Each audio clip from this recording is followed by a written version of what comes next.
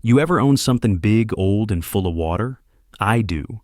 It's a small, private lake, held in place by a dam my father built with his own two hands 50 years ago. It's my slice of quiet. And if you're tuned into Karenology, you already know the real trouble isn't the leaks or the beavers, it's the neighbors. Let me set the scene for you. It was a Tuesday morning in early fall, the kind of morning that makes you believe in second chances. The air smelled of damp earth and pine, and a low mist was burning off the lake. I was on my porch, coffee in hand, watching the world wake up. At 52, after a career in hydrogeology that ended poorly, this quiet was the only thing I truly owned. Then I heard it, a roar that ripped the morning in half, a chainsaw. My heart hammered against my ribs. I put the mug down, the ceramic clinking against the wood, and ran. Not a jog, a full-on 50-year-old man sprint down the grassy slope toward my dam. The sound was coming from my property line, right where the old oaks stand guard over the water. And there she was, Karen, the president of our homeowners association. She was a woman built like a bulldog in a pastel pantsuit, pointing a manicured finger at one of my trees. Two guys who looked like they gargled with gravel were hacking into its trunk. Wood chips flew like angry birds. "What in God's name are you doing?" I yelled, my voice hoarse from the run. Karen turned, a slow, deliberate motion. She gave me a smile that didn't reach her eyes. "Good morning, Mr. Henderson. We're just making some community improvements." She patted a thick binder tucked under her arm. "Per the Homeowners Association covenants, all bodies of water are common property. We're clearing a space for the new community pier." I pointed to the faded but clear private property sign nailed to a nearby post. "This is my land, the dam, the lake, the trees. It's all on my deed." She let out a little laugh, a sound like grinding glass. "Oh, those signs are just suggestions. Cute, really. But our covenants are law." One of the workers, a thick-necked brute with a smirk, stopped the saw. He took a step toward me. I stood my ground on the wooden walkway of the dam. I was still clutching the tool I'd been meaning to use, my father's old brass manometer, a beautiful heavy instrument for measuring water pressure, a family heirloom. "You need to learn to share," Karen said, her voice dripping with condescending sweetness. The worker with the smirk bumped his shoulder hard into mine. It wasn't an accident. I stumbled, my feet tangling. The heavy brass manometer slipped from my grasp. It spun once in the air, catching the morning sun, before it hit the dark water with a soft, final splash and disappeared. Gone. Have you ever felt that sudden, sharp sting of loss over something you can't replace? I just stared at the ripples spreading across the water. The worker laughed. "This antique?" Karen gestured dismissively at my dam. "It's an eyesore and a lawsuit waiting to happen. The pier will increase property values for everyone." "Get off my property," I said, my voice dangerously low. "Now." For a second, she just stared, as if the concept was completely foreign to her. Then she shrugged, a little flick of her shoulders. "Fine, we'll be back." She and her goons turned and walked away, leaving a half-sawn oak bleeding sap onto the grass. I stood there for a long time, the smell of gasoline and wounded pine filling the air, my hand still shaped around the ghost of my father's tool. The same cold knot was tightening in my stomach, the one I'd felt a year ago, sitting in a glass-walled boardroom as my career in geological consulting evaporated because I'd told a truth some powerful people didn't want to hear. I thought I'd left that feeling behind. I was wrong.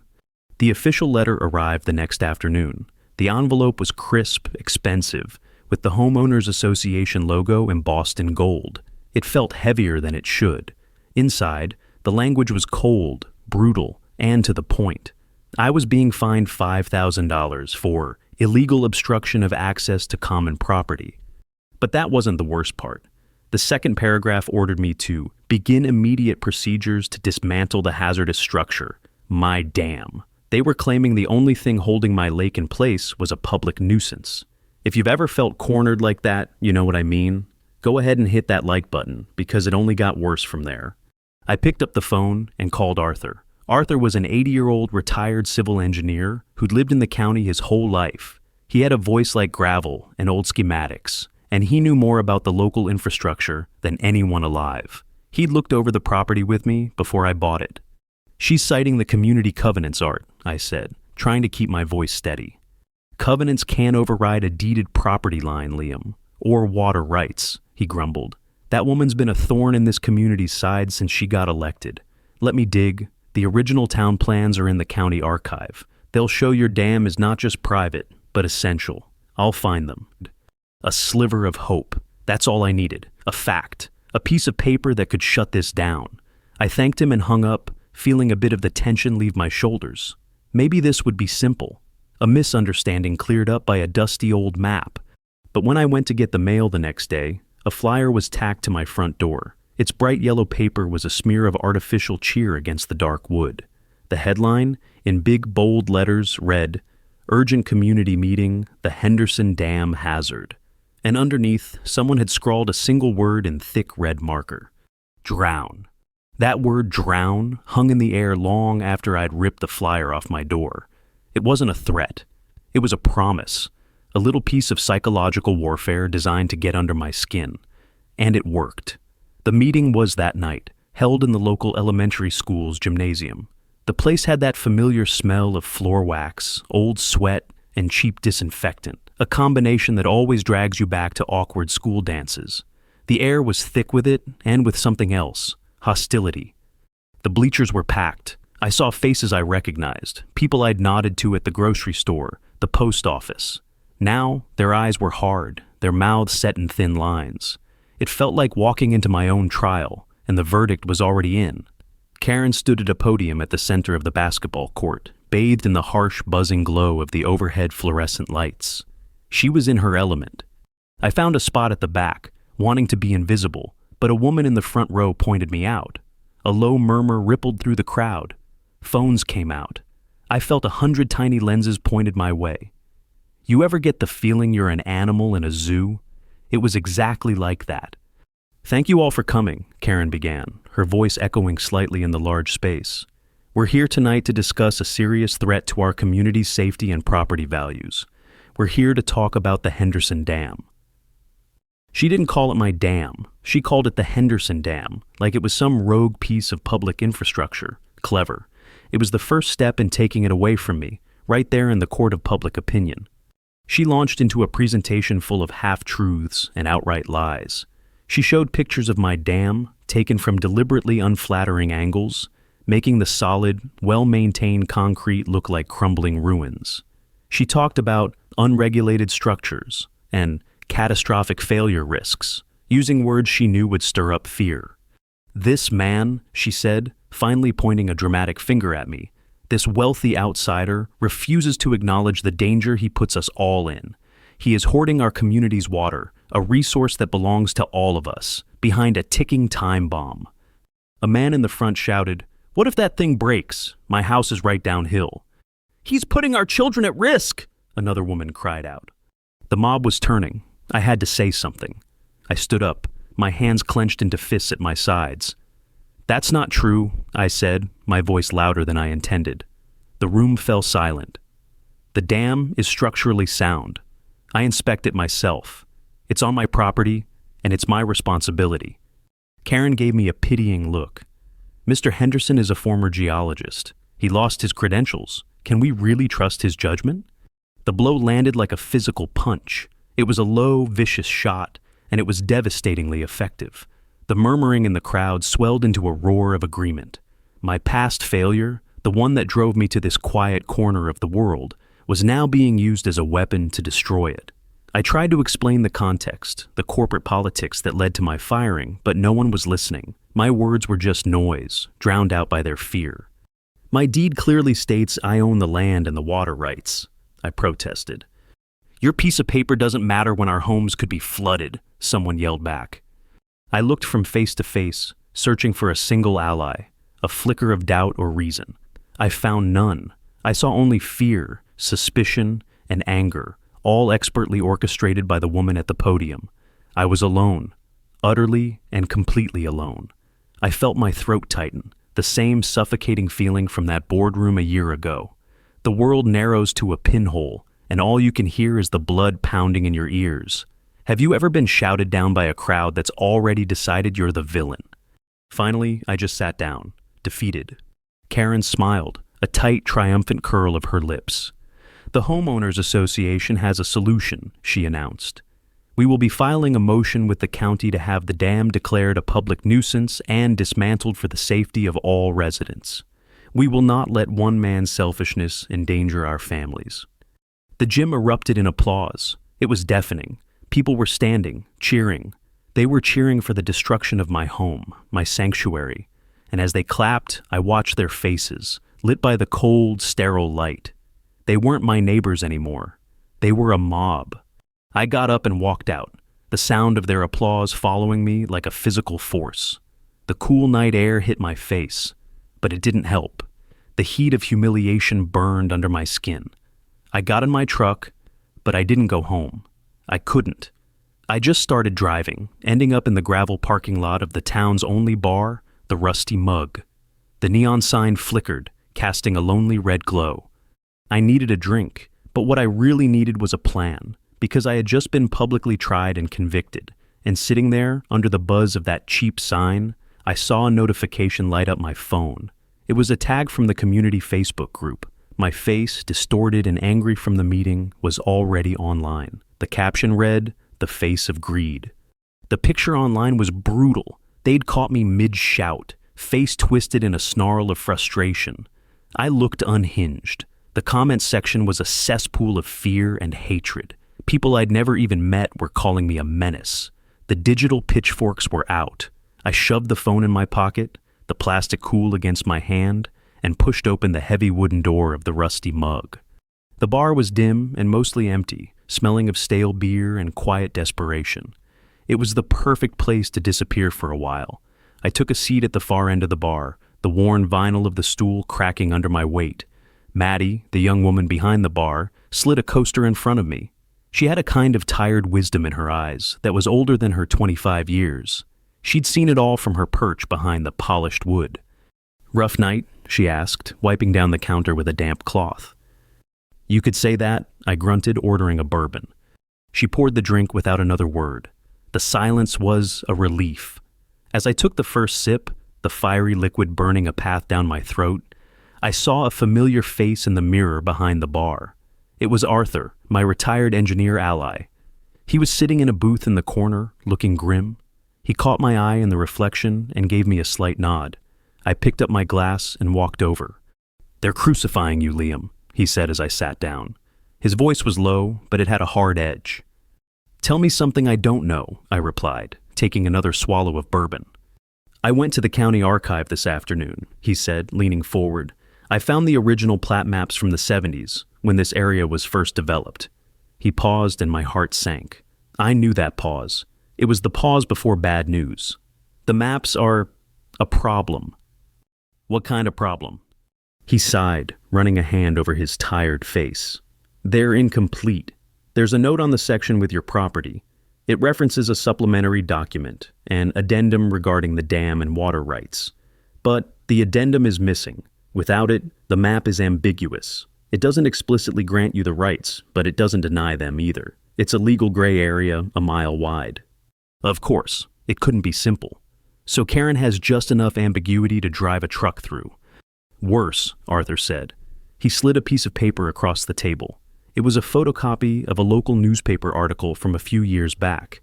The headline read, "Local Developers Lakeside Project Halted by Water Scarcity." I scanned the text. It was about a failed luxury housing development in the next county over. The developer had run out of accessible groundwater. His name was Mark Bishop. "So?" I asked. "Mark Bishop," Arthur said, tapping the name. "That's Karen's brother." The pieces started to click into place, forming a dark, ugly picture. This wasn't about a community pier. It wasn't about property values. This was about something much bigger. "Let me tell you something," Maddie said, appearing at our table to clear some empty glasses. She glanced around to make sure no one was listening. "Folks around here know, when Karen gets that look in her eye, it's about money. She doesn't breathe without calculating the profit margin." It was almost exactly what she'd said before, but now it felt less like gossip and more like a warning. I pushed the newspaper back toward Arthur. "Her brother's project failed because of water. Now she's trying to get control of my lake. The largest private reservoir in a 50-mile radius," Arthur finished for me. My phone buzzed again. This time, it was an email from my insurance company. My stomach lurched. I opened it. The subject line was Policy Review, Property ID 774B. It was a formal notice that due to a change in risk profile related to my property being designated for public recreational access, my liability insurance on the dam was under review. They were threatening to drop me. Without insurance, I'd be financially ruined by the first slip and fall on that pier. It was a coordinated attack, a three-front war: public opinion, legal ambiguity, and now financial pressure. Karen wasn't just trying to bully me. She was systematically dismantling my ability to fight back. "She's trying to make it impossible for me to own that dam," I said, the words tasting like ash. Arthur nodded slowly. "She's boxing you in, son, squeezing you until you have no choice but to sell or let the county take it." I finished my bourbon in one long pull, the burn doing nothing to chase away the cold dread spreading through my chest. For the first time, I felt the real possibility of losing, not just the lake, but everything. The quiet, the peace, the last remnant of my father's legacy. I stood up, my mind racing. I needed to think. I needed a new angle. The direct approach, the truth, the law, it wasn't working. They were twisting the facts faster than I could present them. As I walked out of the bar, the cold night air felt different. It wasn't refreshing anymore. It felt heavy, full of unseen threats. I looked up at the sky, at the blanket of indifferent stars. I had to find that missing addendum. It was my only hope. But as I drove home, a thought kept nagging at me, a tiny, sharp splinter of an idea. What if finding the paper wasn't the answer? What if the real answer wasn't in any archive? When I got back to my house, I saw it. A new sign had been hammered into the ground at the edge of my driveway. It was a professionally made, county-approved metal sign. It read, "Future site of the Lakeshore Community Park." Underneath, in smaller letters, it said, "Project funding approved." The sign was a declaration of war. Project funding approved. Two words that told me I was already months behind in a fight I didn't even know I was in. They weren't just planning this, they were executing it. The sign wasn't just metal and paint. It was a tombstone for my quiet life. I grabbed it with both hands and ripped it out of the ground, the metal legs screaming as they pulled free from the dirt. I threw it into the back of my truck with a clang that echoed in the silent night. The next few days were a slow, grinding hell. My phone rang constantly with calls from unknown numbers, people yelling at me, threatening me. My business, the small consulting work I did from home, dried up completely. An online review for my company appeared, then another, then a dozen. All 1 star, all fake, unreliable, dangerous. Took my money and never finished the job. My professional reputation was being systematically dismantled, brick by brick. Have you ever watched something you built being torn down, and you're completely powerless to stop it? My only lifeline was Arthur. He was a bulldog, spending his days digging through dusty county records, trying to find any mention of that missing addendum. He'd call me every evening, his voice weary. "Nothing yet, Liam, but I'm not giving up." One afternoon, he showed up at my door, looking more agitated than I'd ever seen him. He was holding a sheaf of papers. "I have to show you this," he said, spreading them on my kitchen table. "It's the minutes from the last 4 homeowners association board meetings." "How did you get these?" I asked. Maddie, her cousin, works as a clerk for the management company, made a copy before they were sanitized for the public record. I scanned the pages. It was all there, in black and white.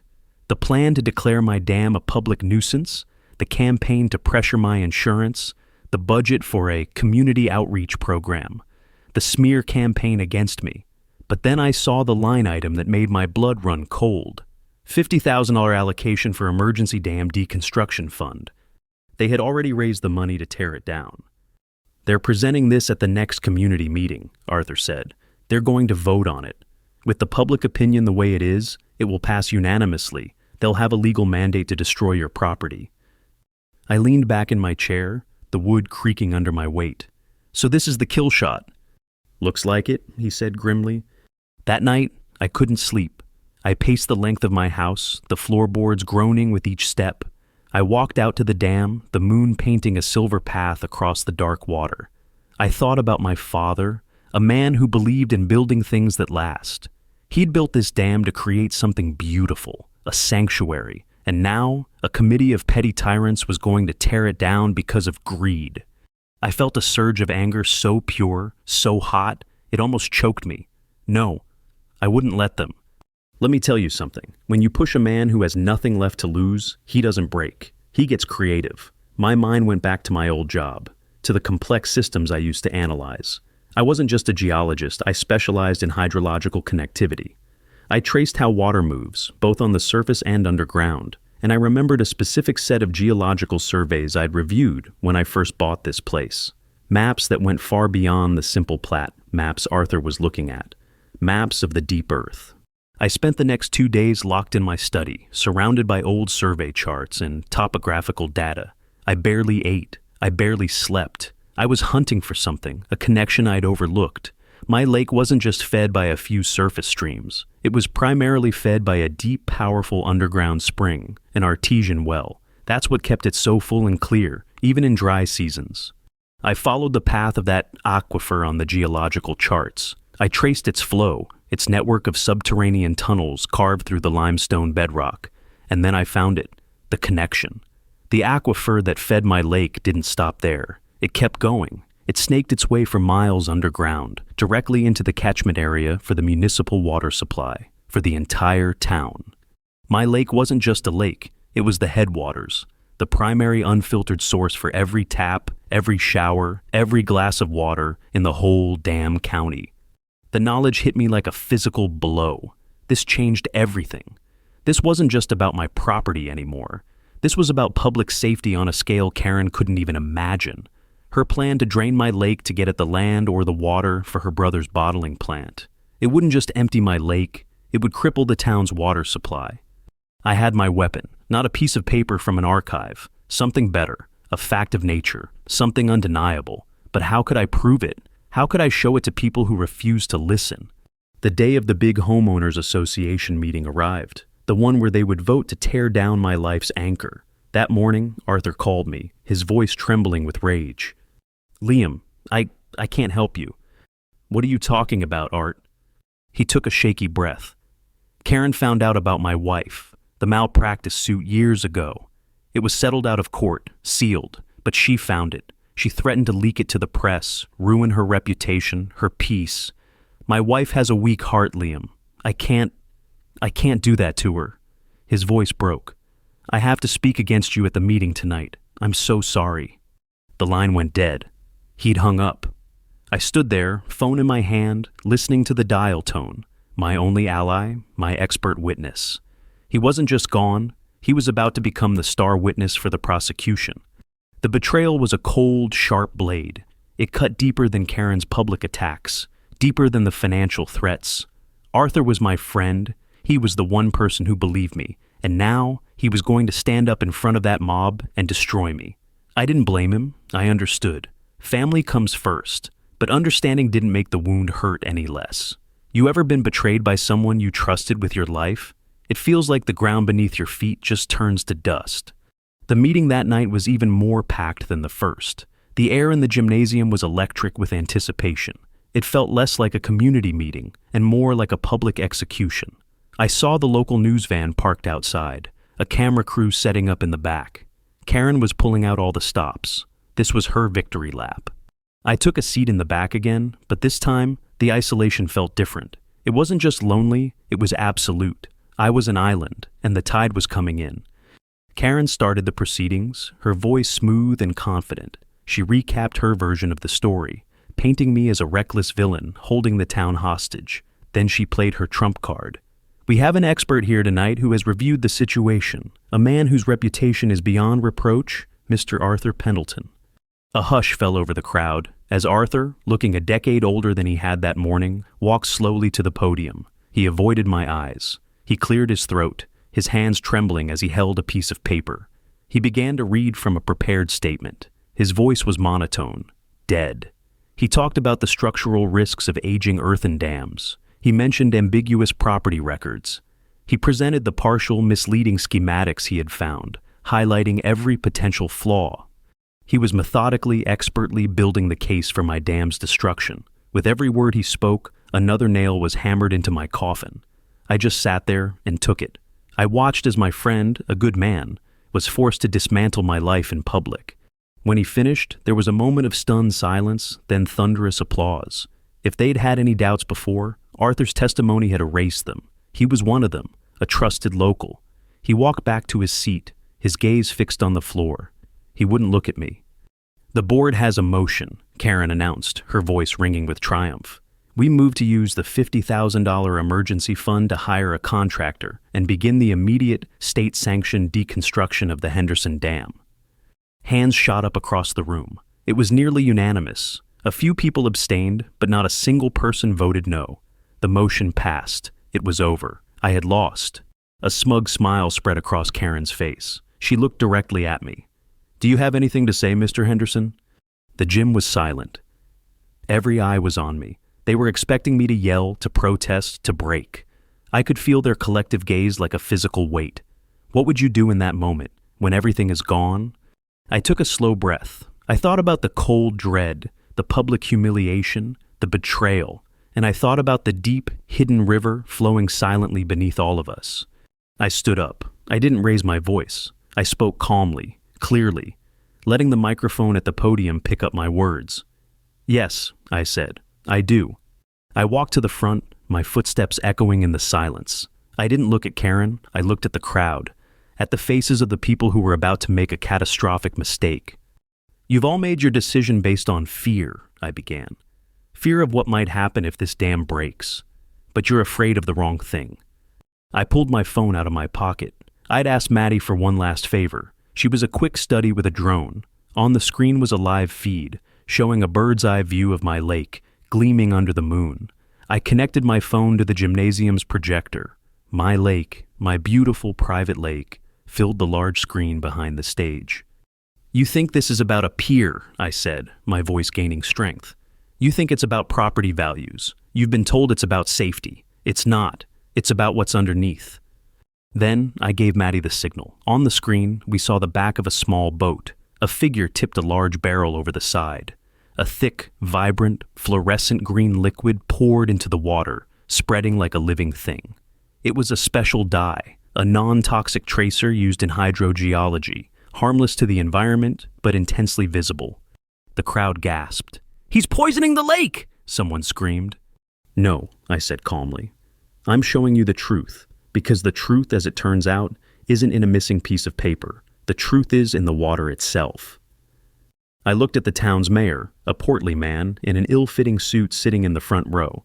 "Mr. Mayor," I said, "in about 15 minutes, I'd like you to go to the water fountain in the lobby and get yourself a drink." The gymnasium was a tomb of silent, confused faces. All eyes were glued to the giant screen, where the iridescent green dye swirled and spread, a ghostly nebula in the dark water. You could hear a pin drop. The air, which moments ago had been thick with righteous anger, was now heavy with uncertainty. Karen's triumphant smile had frozen on her face, replaced by a look of wary confusion. She didn't know what was happening, but she knew it wasn't on her script. "What is this, a joke?" she finally sputtered, trying to regain control. "Some kind of stunt? You're dumping chemicals into our water." "It's a harmless vegetable dye, Karen," I said, not taking my eyes off the crowd. "But what it's about to show you is anything but harmless." I let the silence hang in the air for a few minutes. I let them watch the screen, let them whisper among themselves, let the questions and doubts bubble up. This wasn't about shouting anymore. This was a live demonstration, a science experiment where their entire town was the subject. Tick-tock. Every second felt like an hour. I watched the mayor. He was squirming in his seat, sweating under the gym lights. He kept glancing from the screen to me, then to Karen, as if looking for someone to tell him what to do. Finally, after what felt like an eternity, I nodded toward the exit. "Mr. Mayor, if you would." He hesitated. The entire room held its breath. Then slowly, he heaved himself out of his chair and walked toward the lobby. A few people from the news crew followed him, their cameras rolling. The rest of us just waited, watching the empty doorway. The silence stretched on. 1 minute, 2. Then the mayor reappeared. He was holding a clear plastic cup filled with water. But it wasn't water. It was a pale but unmistakable glowing green. A collective gasp swept through the room. It was a sound of pure shock. People started murmuring, pointing, pulling out their phones to take pictures of the man holding a cup of alien green liquid. The mayor walked to the podium, his face pale. He held the cup up for everyone to see. It's green," he stammered, his voice barely a whisper. I took the microphone. "That's right," I said, my voice now commanding the room. "It's green. That dye was poured into my lake, on my property, over a mile away, less than 20 minutes ago. And now it's in your public drinking water." The reality of what they were seeing began to sink in. The murmuring grew louder, changing from confusion to alarm. "My dam and my lake are not just a private body of water," I explained, my voice echoing with the weight of geological fact. "They are the primary source for the underground aquifer that feeds the municipal wells. This isn't just a lake, it's the town's faucet." I turned to Karen, who looked like she'd seen a ghost. "Your plan was never about a pier, was it, Karen? It was about getting control of the water. Your brother's bottling plant project failed in the next county because he couldn't secure a water source. So you decided to get him one here.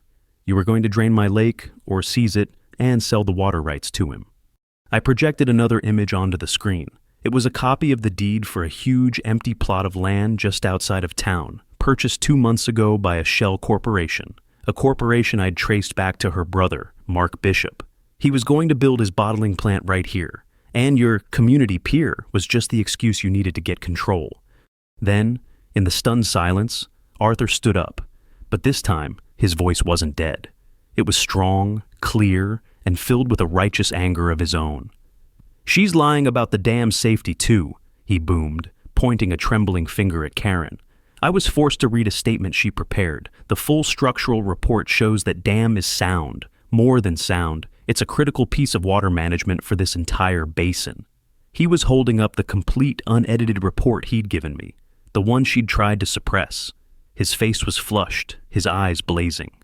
He had found his courage. The crowd was turning, not like a slow tide, but like a whip crack.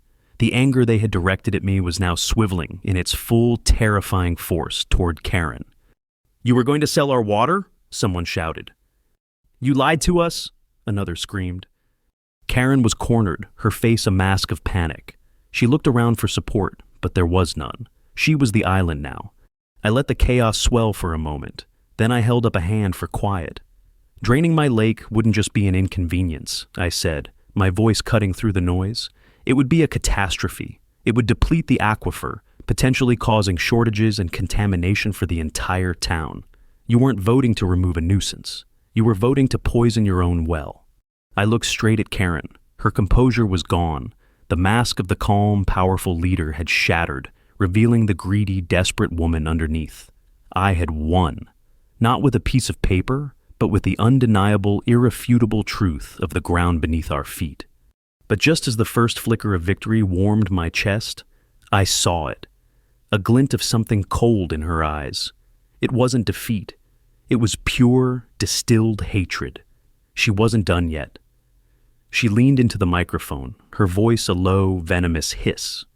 "He's the one who poisoned the water. He admitted it. Arrest him." Her accusation hung in the air, a desperate, venomous Hail Mary. For a heart-stopping second, it almost worked. A few faces in the crowd shifted, their anger momentarily confused, looking for a target. The sheriff's deputy near the door, a young guy who looked like he'd rather be anywhere else, actually took a step forward. But it was too late. The illusion was broken. Before the deputy could even react, the mayor stepped back to the microphone. He held up the cup of green water again. "This dye," he said, his voice now firm, authoritative, "is a standard hydrogeological tracer. It's harmless. I just called the head of our county's water department. He confirmed it. What it proves, however, is very, very harmful to you, Karen." The crowd didn't just murmur this time. They erupted. The dam of civility finally broke. People were on their feet, shouting, pointing. The news camera, which had been focused on me, swung around to capture Karen's face as it crumpled in on itself. The hunter had become the prey. She tried to speak, to defend herself, but her words were swallowed by a wave of pure democratic fury. She was exposed, her lies, her greed, her manipulation, all laid bare under the harsh gym lights for everyone to see. Her brother's name was being shouted, The words fraud and thief echoed off the walls. I didn't feel triumph. I just felt a profound, weary sadness. I stepped back, letting the storm I had unleashed run its course. Arthur came and stood beside me, clapping a heavy hand on my shoulder. "You did it, Liam," he said, his voice thick with emotion. "You did the right thing." In the chaos, I saw Maddie near the back, giving me a small, triumphant smile before she slipped out the door. She had played her part perfectly. The fallout was swift and brutal. The next day, Karen resigned as president of the Homeowners Association. A week later, she and her brother were named in a state-level investigation for conspiracy and fraud. The bottling plant project was dead, and the land they had bought was tied up in legal battles they would never win. The fake online reviews of my business disappeared as mysteriously as they had appeared. The world slowly, quietly began to right itself. The town council offered me a public apology. They even offered me a lucrative contract to be the official consultant for the town's water resources. It was a tempting offer, a chance to rebuild my career, to be the hero. Have you ever been offered exactly what you thought you wanted, only to realize it's not what you need?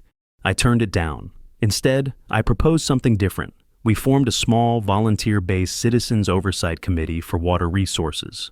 I agreed to chair it. No pay, just responsibility. Arthur joined me, his reputation more than restored. He was a local hero. My life isn't as quiet as it used to be. The phone still rings, but now it's neighbors asking questions about water quality or students wanting to learn about the aquifer. My solitude is gone, replaced by a sense of connection I never expected and never asked for. That's the price I paid. I won back my property, but I lost my isolation. I'm no longer just the guy with the lake. I'm the keeper of the town's water. And if you're still listening, I want you to think about that for a second. Sometimes the biggest fights aren't about what we own, but what we're all connected to, whether we see it or not. If you agree, maybe let me know in the comments. I read them.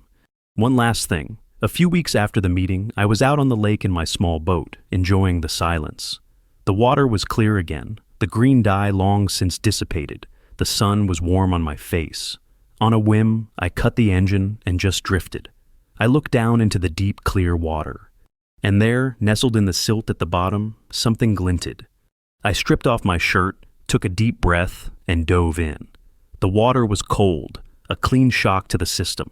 I plunged down, my eyes open, kicking toward the bottom. My fingers brushed against the smooth, cold metal. I wrapped my hand around it and pushed back toward the surface, my lungs burning. I broke through, gasping into the sunlight, and in my hand, heavy and real, was my father's brass manometer. It was tarnished, and the glass was cracked, but it was there. I swam back to the boat and climbed in, water streaming from my clothes. I sat there for a long time, just holding it. It wasn't a symbol of what I'd lost anymore. It was a reminder of what I'd found. It turns out, some things don't stay buried forever, and some truths, like water, always find their way to the surface.